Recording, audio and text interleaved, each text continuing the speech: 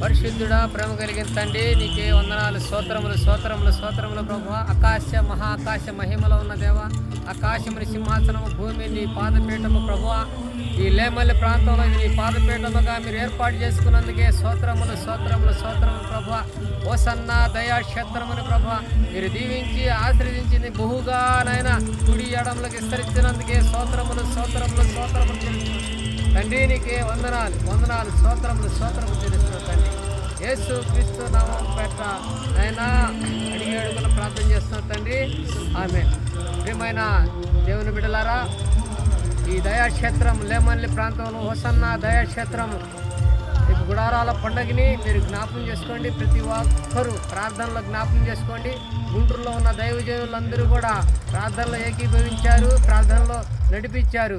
Hosanna ministry అబ్రాహన్న గారిని ఆరోగ్యంగా ఉండాలని అందరూ అందరూ కోరుకున్నారు. అలాగనే మేము కూడా భాష అనబడుతున్న దావీదుగా మార్చబడిన నేను పరాక్రమశాలి మందిరం తరపున నేను కూడా ప్రార్థన చేయటానికి ఇక్కడికి వచ్చాను. అందరూ గుర్తుపెట్టుకోండి.